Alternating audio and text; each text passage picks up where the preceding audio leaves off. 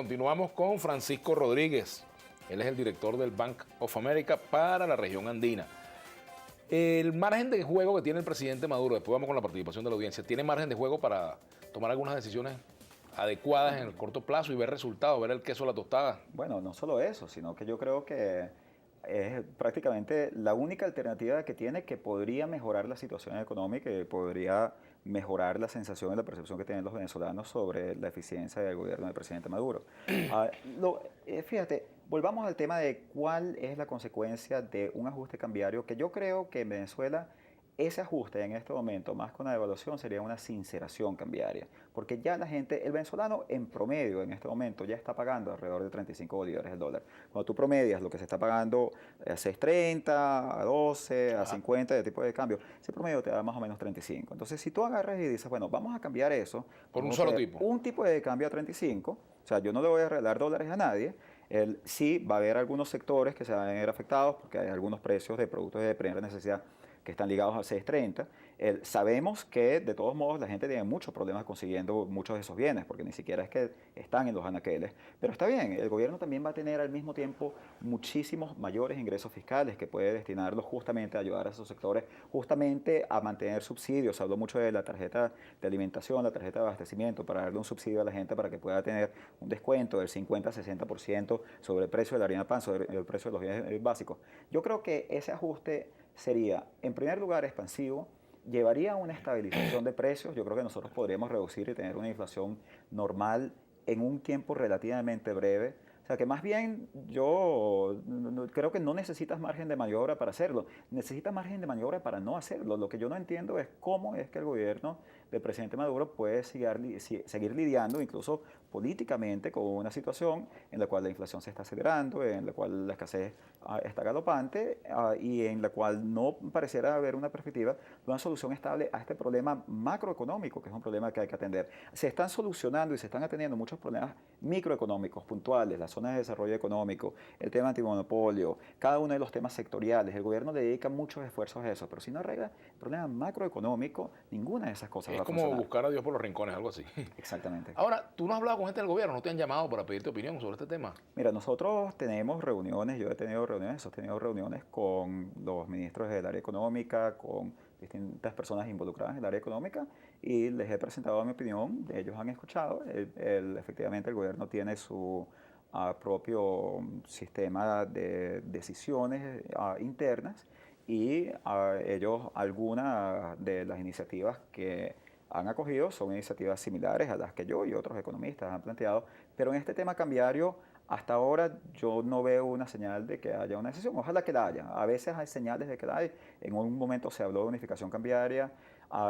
Incluso hace unos pocos días el ministro Marco Torres, cuando se le pregunta en otro programa de televisión el tema de la unificación cambiaria, él respondió de una forma muy interesante, diciendo esas cosas no se anuncian. Eso es como preguntarle a un pitcher si va a tirar una curva o una Ah, recta, sí. ¿no? Entonces yo tengo la expectativa y la esperanza de que ese paso importante de la unificación cambiaria se va a tomar y yo creo que la unificación cambiaria, que sería una sinceración cambiaria, en este momento sería extremadamente positiva para Venezuela. Algunas preguntas aquí. ¿De verdad el oro está en la bóveda del Banco Central? Y pregunta Carlos Velázquez. Y en esa misma dirección, Francisco Remantón. Seguro que ese oro está en el Banco Central, pero de Venezuela. ¿Cuándo fue la última vez que se auditó?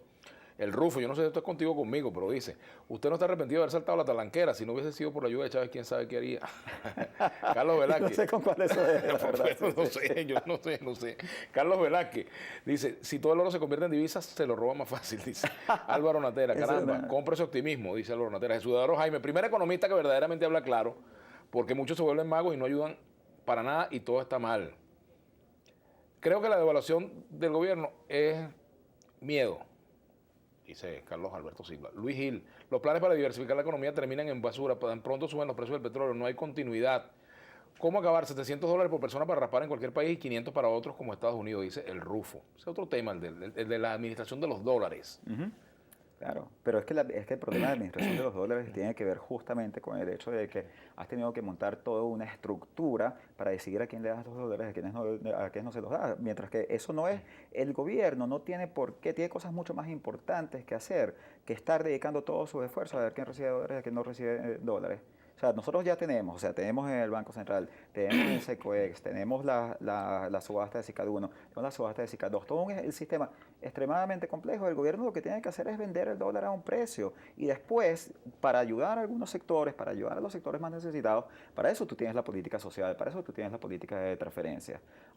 Y fíjate que es un problema, a mí este tema me llama mucho la atención porque a mí una preocupación que yo tengo es que a veces las organizaciones, y un gobierno es simplemente una forma de organización, a veces pierden el foco y a veces como que le dedican muchos esfuerzos a hacer muchas cosas, pero no tienen el foco integrador que te permite visualizar cuál es el problema básico que tienen. Hablando en términos beisbolísticos, pierden el home. Exactamente. Tú hablabas de béisbol. Sí, sí, sí, sí. Mira, aquí también dice Gabriel Rojas, invitados así son los que vale la pena escuchar, pero ¿qué hacemos si el gobierno lo que quiere es mantener el control de cambio?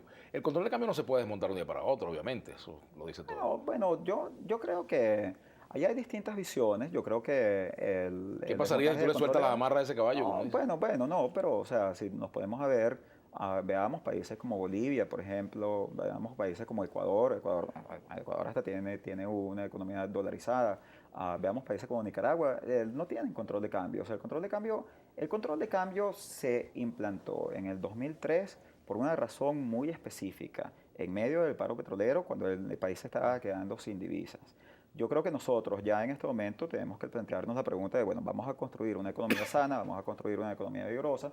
Esta es una economía donde los precios tienen que funcionar porque es una economía en la que hay un sector privado, el sector privado necesita precios y uno de los precios fundamentales es el precio de la divisa. O sea que yo creo que una alternativa que nosotros deberíamos estudiar es el levantamiento del control de cambio. Pero sin embargo, para ajustar el tipo de cambio, para sincerar el tipo de cambio, tú no tienes que levantar el control de cambio. Tú simplemente tienes que ponerle un precio correcto. Claro. Lo importante es que ese precio sea compatible con la realidad. Claro, O sea, porque fíjate, si tú tienes un precio correcto, entonces tú no vas a tener a toda la gente que está buscando, que se está yendo para el mercado negro. Lo que te está pasando ahorita es que como tú lo vendes muy barato, entonces todo el mundo quiere este dólar. Y como todo el mundo quiere todo este dólar, no le puedes dar todos los dólares a la gente que lo quiere y entonces se te van para el mercado negro. O sea que casi que si tú le pones el precio verdadero a la divisa, entonces el problema de tener un control de cambio te va desapareciendo porque el mismo mercado negro se va haciendo irrelevante.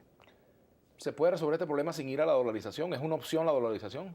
No, yo no creo que Venezuela se debería dolarizar. Yo creo que ese es el caso, mencioné el caso de Ecuador. De Ecuador, pero, bueno, porque es un ejemplo. sí, mencioné el caso de Ecuador y es un caso interesante. Sí es interesante notar el hecho de que en Ecuador tú has tenido un gobierno de corte progresista, un gobierno que ha hecho cambios y transformaciones sociales bien importantes y lo ha podido hacer con una economía dolarizada. O sea que no necesariamente es contradictorio.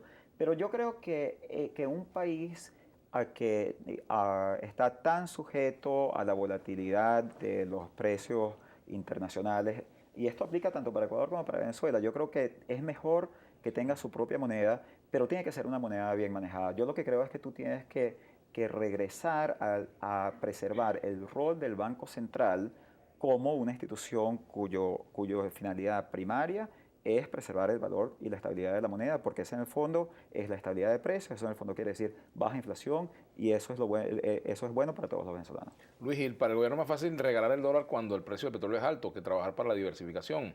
Miriam dice, todo esto se resume en pocas palabras, adoctrinamiento, falta de confianza, populismo, ignorancia del pueblo, qué triste. Pérez Ronald, una pregunta para usted, para mí, debe ser para mí.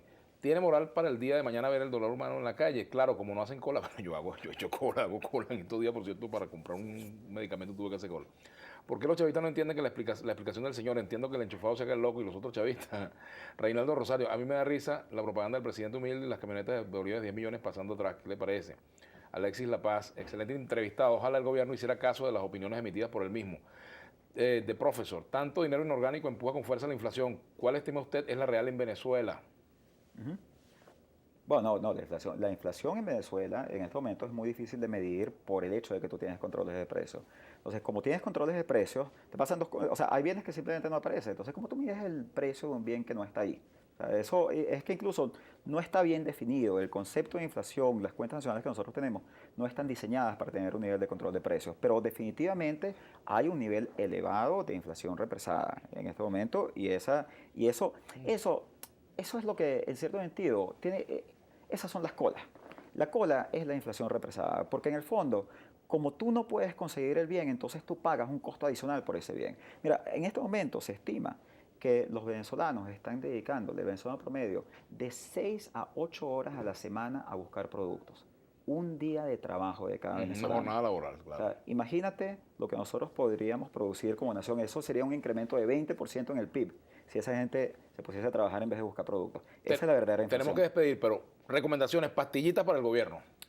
Creo que el gobierno yo creo que debe unificar el tipo de cambio. Yo creo que el gobierno debe aumentar el precio de la gasolina y creo que el gobierno debe introducir un sistema de subsidios a los sectores más necesitados que puede financiar con los ingresos que se derivan de la sinceración cambiaria, del aumento del precio de la gasolina, que permitan que los sectores más necesitados puedan conseguir productos básicos a muy altos niveles de descuento. Creo que esas tres medidas te generarían una reactivación económica y te generarían un aumento en la confianza de la gente y de los inversionistas en que este país, desde el punto de vista económico, sí está progresando y sí puede crecer. Muchas gracias, Francisco. Gracias a ti. Francisco Rodríguez, director del Bank of America para la región andina.